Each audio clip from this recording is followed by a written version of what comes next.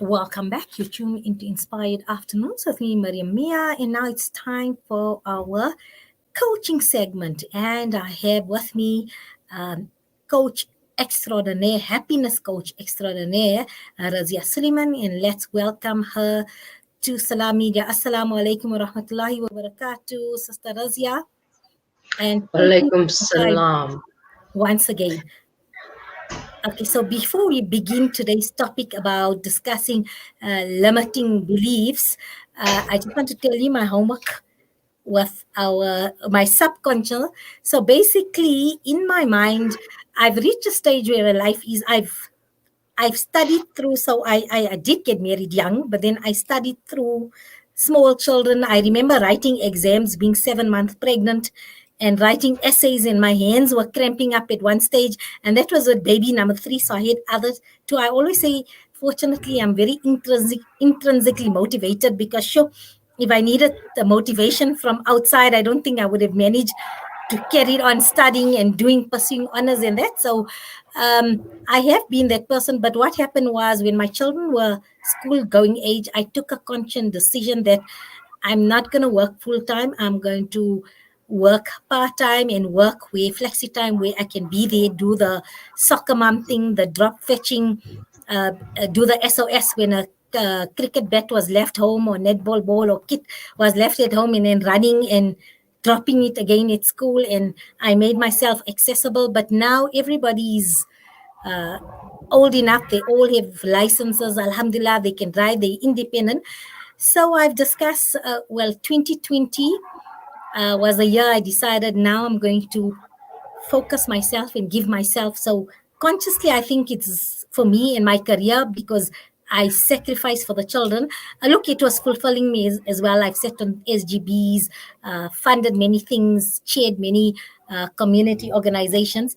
But I think more than that, I just feel now I need to give. So I think subconsciously, when I analyze, I want to give back to the community in a productive way, in a formalized corporate sort of way.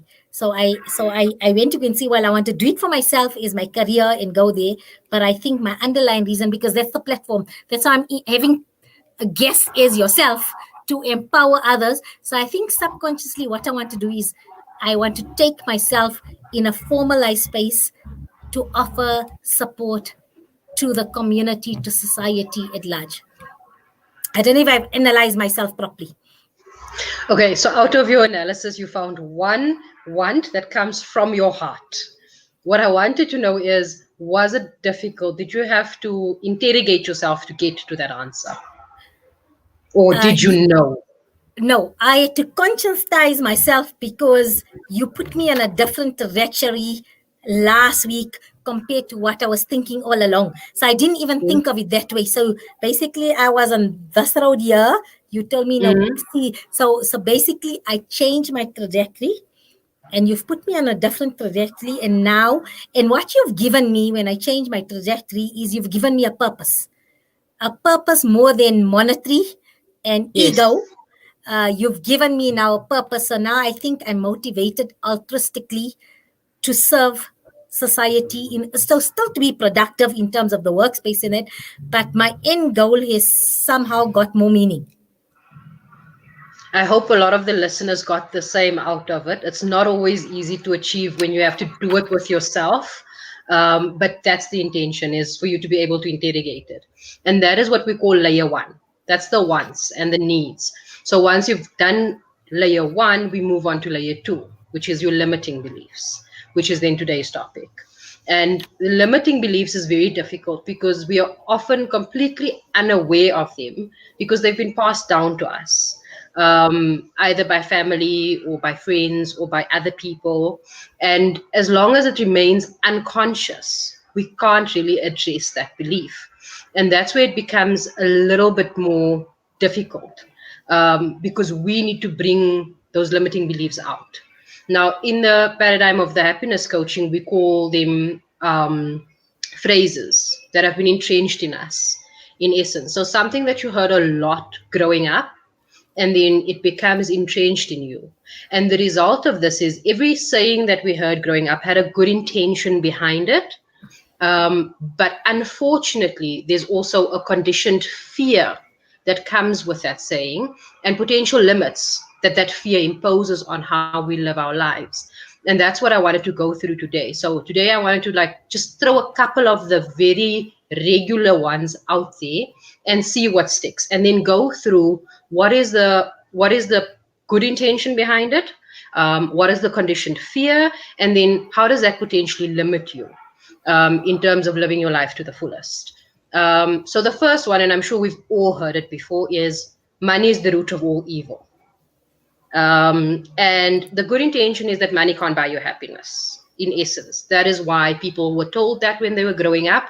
Unfortunately, then the conditioned fear created from that saying is that we associate money with negative things. Money can change me and make me a bad person. And as a result, we sometimes unconsciously avoid reaching our full potential, because if we have too much money, maybe I'm going to become a bad person. And that's one of the common ones that we've heard a lot. I know I heard it growing up. And then one that always makes me smile is, because a lot of parents do this, is finish your plate of food. Don't leave food in the plate. There are children that don't have food. And the intention behind it is that you're trying to teach your children to not be wasteful, which is a good lesson to teach. The conditioned fear with it is food scarcity or guilt for having more opportunity than other people. So sometimes we feel guilty for having more. And I experienced this with one of the people that I saw, where she felt like she had no right to feel anything that she was feeling because she has everything that she needs. So the potential limits in that is health problems, overeating, obesity, to avoid feeling guilty. So you then get a physical response from that finish your plate of food. And then the last one I wanted to throw out there is a bit of a controversial one, but I thought it's important to touch on it, because that one is that we need to honor our parents. And I'm sure every person has heard it, and it's the truth. We should honor our mothers and fathers. And that is to treat us, to have respect, and to be grateful for what our parents have done for us. The conditioned fear that comes with it is we become overly concerned about disappointing our parents, or that in some cases you might be disowned if you do something to follow your heart. And the potential limits is that you hold yourself back from doing things that you really want to do because you're scared your parents might not agree. And unfortunately, that then limits how you live your life. Did any of these ring true for you? You know what? You read my mind. Every one of them rang through, and the last one especially is ringing through, not because from a parent point of view, from my expectations I'm putting in my children, as well as uh, for their approval. If they don't meet my approval, I'm limiting them in terms of following their heart, their mind. And actually I'm facing a very similar situation from a parent perspective.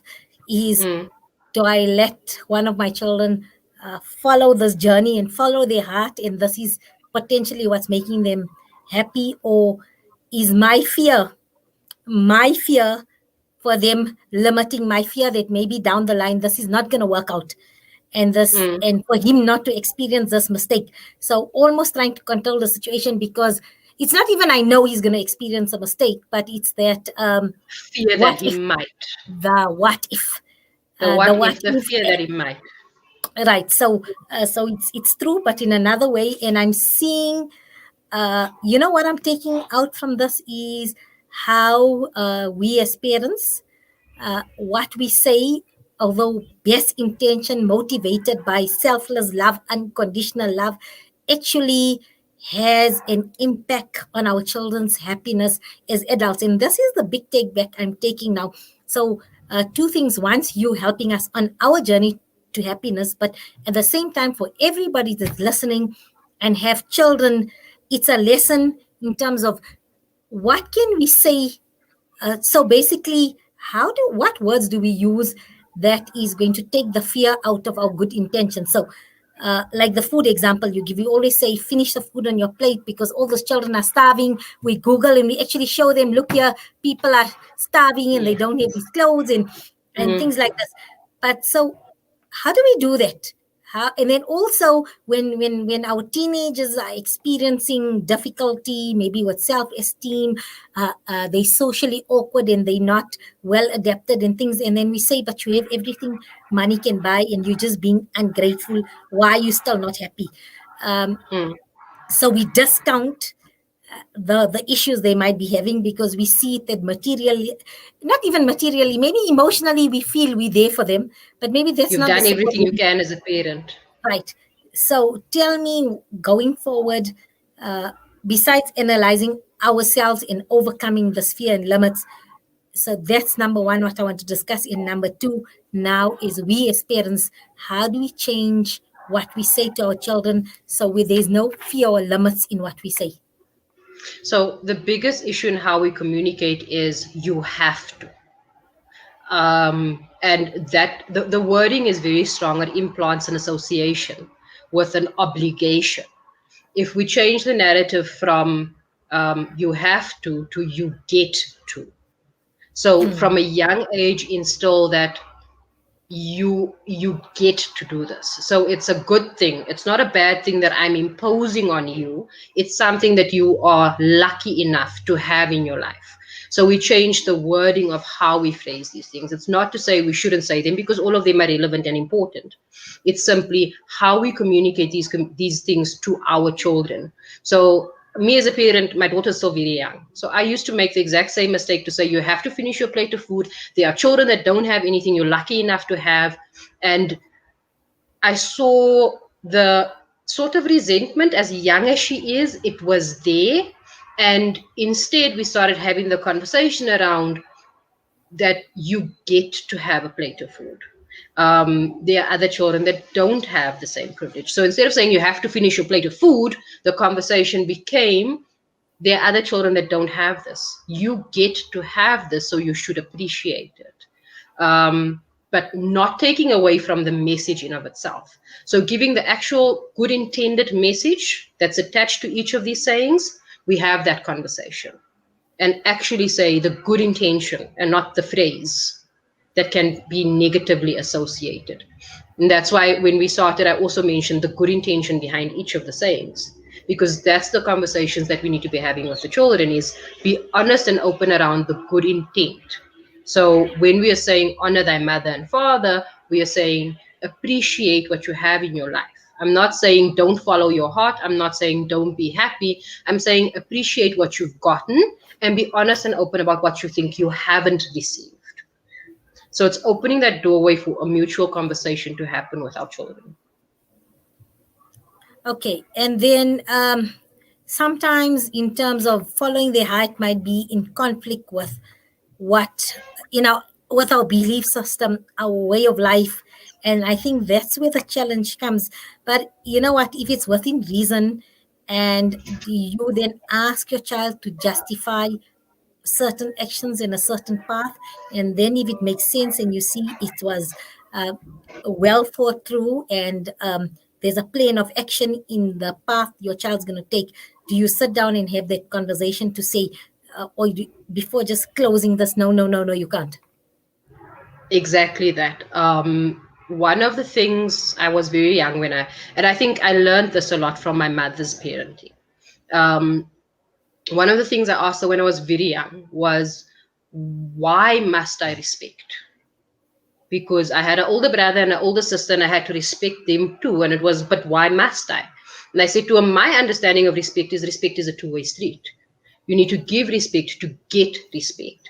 And that made her frown. And she's like, but actually, you're right. Yes, you need to honor me and respect me as your mother, but there needs to be an open conversation. And that was a turning point in our relationship for us, where we started having open, honest conversations with each other so that she had an understanding of where I came from and I had an understanding of where she came from. And as much as we had that relationship, I still sometimes make the same mistakes with my daughter. And that is because as parents, it is inherent in us to try and protect our children. We don't want our children to get hurt. We want to protect them from any harm. And sometimes as parents, we forget that you raised this child, and you raise them with a belief system, and you raise them with morals and values and a foundation. And we struggle to let go and trust them to live by those standards that we've installed. And that So it's that's that. so true. That's so true what you said. You have this in every parent has this innate sense to protect your flock. Your that's yours. This is That's what a parent your flock. is. Yeah, and that's it. It comes, it's your maternal instinct takes over. It's nothing you learn. Automatically, once you give birth, this thing just comes into you. And it's It does. protection. And I mean, animals also do it. If you Yes. look at lion, all animals, they want to protect their cubs. They want to protect their Mm, little ones. And I mean, it's true in the animal kingdom, in the human kingdom. A mother is a nurturer and a protector, and they want to protect their offspring. mm. Okay, but balance with this, as they grow older, we need to start letting go in terms of pat yourself in the back to say, I've done a good job here. And now I need to remove the safety net, knowing that they're going to make the correct decisions because I've given them the foundation to do it, I've equipped them the skills to do it. So basically, I'm thinking of a bird. You've protected them in a nest. You've brought food in it. Now it's time for the babies to get Fly. strong, take their wings and fly, soar new heights. So basically, we then at some point need to let our children also fly. Gee, 100% correct. Okay, so now coming back to us. Mm. Like you say, if you deal with clients that have eating disorders because of things said to them or issues like this, or in terms of they have a difficult relationship with the parents because they feel, that saying as an adult, especially when you are 20 or even 30 and your mother, and then your mother tries to correct your mothering, and then you think, nothing I do will make my mother happy or proud of me, or you're cooking a pot of food and she'll taste and say, oh, it's nice, but next time put extra salt in your pepper, or maybe just cook it long enough, and then you feel, God, I'm an adult now, I'm a mother, but nothing I do will meet my mother's expectation. And I mean, some people go for counseling and that they come to you for this. How do we as adults then, uh, I think, transcend this limiting belief on our road to happiness? So the most important thing is identifying the phrases applicable to you. I think that's the first step. Everybody should ask which of these phrases hit home and try and think which of these phrases applied to them. Once you've identified the phrases, you need to understand whether these phrases are actually true for you or you believe it because it was said. Once that is done, you then have to go back and think, okay, has this limited my life in any way? And if the answer to that question is yes, we need to change our perspective by changing our words. So the principle that applies to parents, where you create a narrative with your child. These individuals that are going through this, they have entrenched in them that I have to, versus I get to. So it is then changing the words and the narrative of the story. So every single one of the phrases that apply to you should try and write down and say, okay, I have to do this into I get to, and try the new perspective. So see how that I get to works for you, because you're using your own words to say, instead of saying that, let's not use a plate of food. Let's use the being respecting your parents and honoring your parents. You get to, because a lot of people have lost their parents. They don't have the privilege of still having parents that they can respect and honor. And that's how you then change that narrative. Every individual has to go and think, this one rings true for me. It has limited me in this way. And I need to change the narrative. I need to make it a get to. It's a choice. You need to make it a choice for yourself. Okay, so my homework for this week is I'm going to check if any rings through. Well, I've already told you it's certain from a different perspective, and I'm also with my children at playgroup, my 4-year-olds that I do now. I'm going to start changing the narrative in terms of the completing the assessment tasks and that. Not you have to do it. You get to do this, and you're so fortunate that you've had the opportunity to actually partake in this activity and you get to do it. So as an educator, I'm also going to start changing this. And I think all educators listening out there, please don't tell the children they have to finish their homework. They get to finish their homework, and it's a good problem to have, because the fact that you're privileged enough to go to school, so to get homework, so you get to do the Mm. homework as well. So educators are there not only for parents but for educators. Let's do hashtag get to. So let's trend the hashtag get to, courtesy of Razia Sulliman.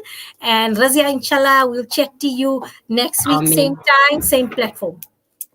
Jazakallah so much for the time.